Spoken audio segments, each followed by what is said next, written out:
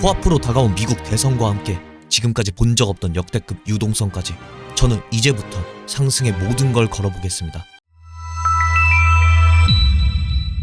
안녕하세요, 비토벤입니다. 어제 미국 경제지표 발표는 모두 예상치보다 좋은 수치로 나오면서 미국 경제가 탄탄하다는 걸 증명했습니다. 하지만 비트코인은 여러분들이 기대하시는 만큼의 상승은 나오지 않고 있는 상황입니다. 물론 50K 때부터 차근차근 올라온 걸 생각해보면 많은 상승이 나온 거긴 하지만 우리는 여전히 배가 고프죠. 이렇게 지루하게 오를 듯 말 듯 움직이는 이유가 궁금하실 텐데 저는 아직 시장에 유동성이 공급되지 않았기 때문에 폭발적 상승이 나오지 않고 있다고 생각합니다. 유동성은 돈입니다. 즉 근본적으로 시장을 상승시켜줄 돈이 들어오지 않았다는 거죠. 하지만 이제 곧 전 세계적으로 말도 안 되는 역대급 유동성이 들어올 것으로 전망하고 있습니다. 또 대선이 코앞인 상황이라 하방으로 움직인다 해도 큰 하락은 나오지 않을 것으로 보고 상승을 초점에 두고 모든 걸 쏟아볼 생각입니다. 오늘 영상에서 하나하나 모든 걸 풀어드릴 테니 구독과 좋아요 한 번씩 부탁드리고 중요한 내용이니 끝까지 시청 부탁드리겠습니다. 먼저 영국에서 CPI를 발표했는데 예상치보다 크게 하회해주면서 물가 지수가 크게 안정되었다는 걸 시사함과 동시에 11월, 12월 연속 금리 인하가 확실시되면서 파운드가 급락하는 모습을 보여주었습니다. 또 유럽 중앙은행에서도 6월, 9월에 금리를 내렸었는데 이번 금리 결정에서 또 한 번 연속으로 금리를 내렸죠. 올해에만 벌써 금리를 3번 내렸다는 것입니다. 참고로 영국은 유럽이지만 영국은 유로를 쓰지 않고 파운드를 통화로 사용하기 때문에 유럽 중앙은행의 영향을 받지는 않습니다. 아무튼 지금 유럽권 국가들의 공공기관에서도 크립토 투자를 진행하고 있는 상황에 금리를 계속 인하하고 있는 건 매우 고무적인 소식이죠. 아무튼 이렇게 유럽권 국가들의 유동성은 확보된 상황에 최근 한국도 금리를 내리면서 통화정책 방향성을 3년 2개월 만에 전환했죠. 이제 양적 긴축을 끝내고 양적 완화를 시작하기 때문에 앞으로 금리를 계속해서 더 내릴 것으로 전망이 되는 상황입니다. 이제 아시아권 국가의 활용 점정으로 중국에서도 대규모 채권을 발행하겠다고 밝혔습니다. 거기에다가 지준율 인하까지 하면서 역대급 경기 부양을 진행하고 있습니다. 저는 중국에서 많은 돈이 크립토 시장과 미국 주식 시장으로 들어올 것으로 전망하는데 그 이유를 설명드리겠습니다. 여기서부터가 정말 중요한 내용들이니 집중하셔서 봐주시기 바랍니다. 먼저 중국은 디플레이션으로 애를 먹고 있는 나라입니다. 디플레이션은 인플레이션과 반대로 물가가 너무 낮아 문제가 되는 경우인데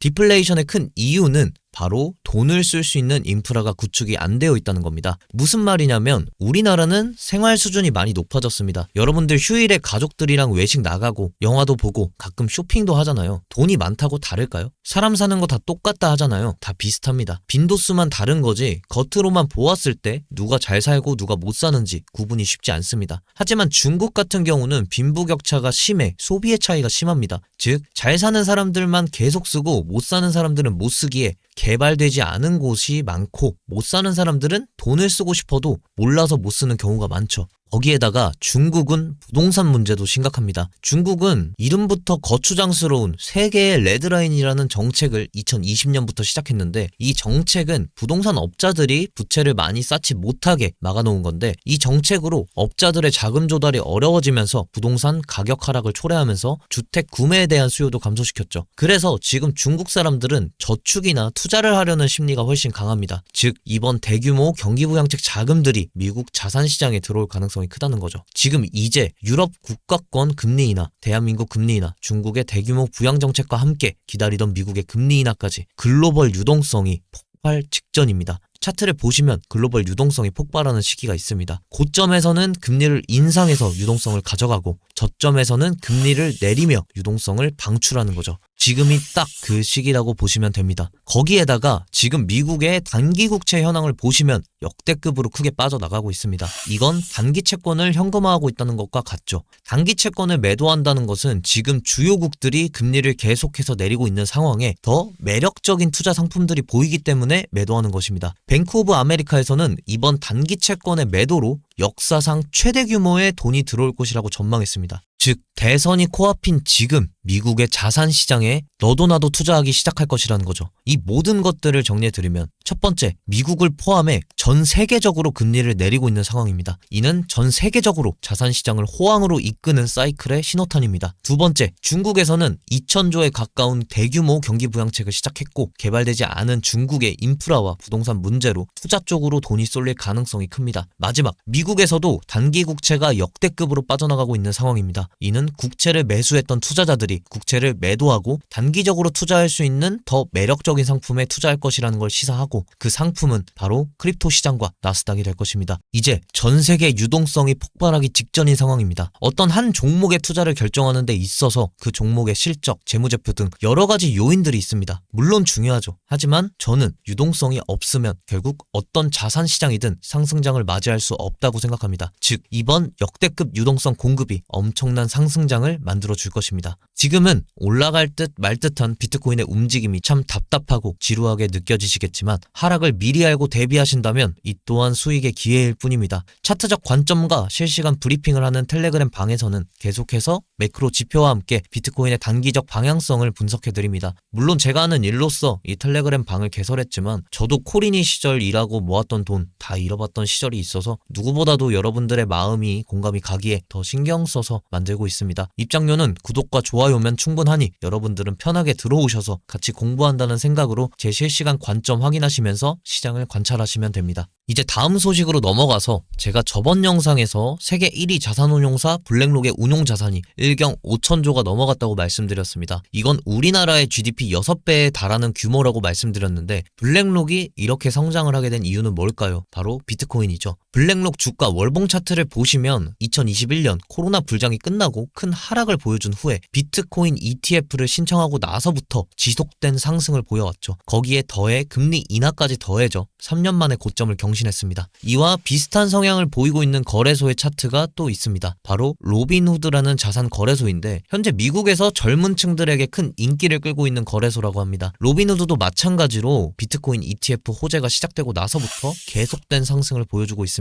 로빈후드는 미국뿐 아니라 유럽까지 시장을 확장시킬 준비를 하고 있고, 선물 거래까지 지원할 준비를 하고 있다고 합니다. 아까 말씀드렸듯 유럽도 지속된 금리 인하로 많은 유동성이 공급될 것으로 전망하고 있는 상황에 유럽과 미국의 선물 거래까지 지원한다면 로빈후드와 비트코인은 더 많은 상승이 나오겠죠. 물론 블랙록과 로빈후드의 최근 가파른 성장은 금리 인하의 영향이 있을 것입니다. 하지만 여기서 생각해보셔야 할 점은, 비트코인 불장 제대로 시작도 안 했고 금리 인하를 시작한 지 이제 한 달 정도 지난 시점에 이런 큰 상승은 앞으로의 더 큰 상승을 기대해볼 수 있다는 것입니다. 이렇게 로빈후드와 블랙록 주식 관련해서 설명드린 건 이 두 회사가 크립토 시장과 매우 밀접한 관련이 있기도 하고, 비트코인이 얼마나 큰 가치를 지니고 있고 한 기업에 얼마나 큰 영향을 미칠 수 있는지 말씀드리고 싶어서 준비해봤습니다. 이제 다음으로, 해리스는 최근 중도 보수의 표심을 잡으러 폭스뉴스에 출연해 인터뷰를 했는데, 여기서 표심을 잡을 수 있는 이성적인 말보다는 트럼프를 향한 부정적인 발언들만 하면서 오히려 역효과가 났다고 합니다. 최근 트럼프가 강하게 우세하고 있는 가운데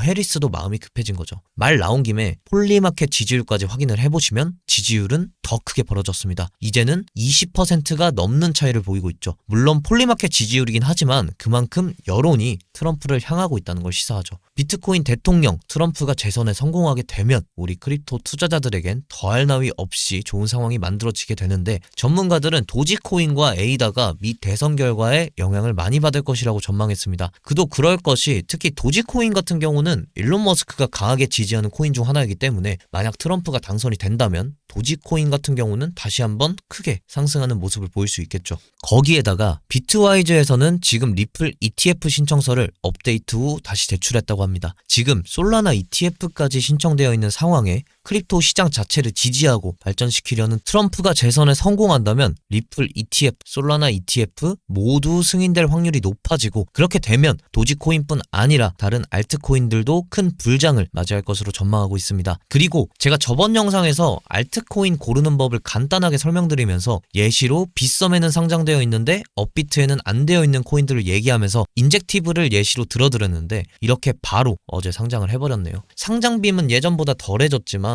어찌됐건 상장빔도 먹고 불장 펌핑도 먹으면 좋은 거니까 해외 거래소 어려우신 분들은 빗썸 잘 둘러보시길 바랍니다.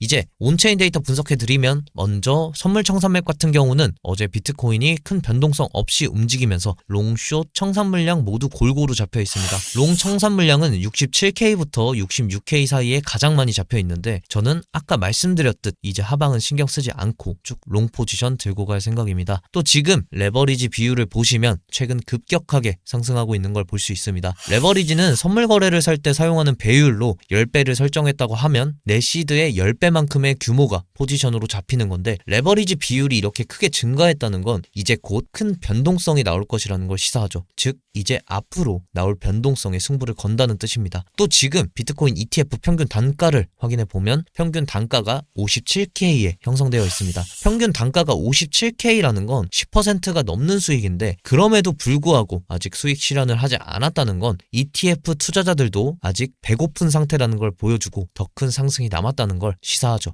여러분 이제 대상승장이 코앞으로 다가오고 있습니다. 11월 5일 대선까지 작은 조정은 분명히 있겠지만 계속해서 상승할 것으로 보고 있습니다. 거기에다가 우리 크립토 투자자들이 염원하던 비트코인 대통령 트럼프까지 재선에 유력한 상황이라 우리에겐 더할 나위 없이 좋은 상황이 만들어지고 있네요. 그때까지 이제는 버틴다는 느낌보다는 즐긴다는 마음을 가지고 기다리면 어떨까 싶습니다. 이것으로 오늘 영상 마무리하겠습니다. 시청해주셔서 감사하고 영상이 도움 되셨으면 구독과 좋아요 부탁드립니다. 감사합니다.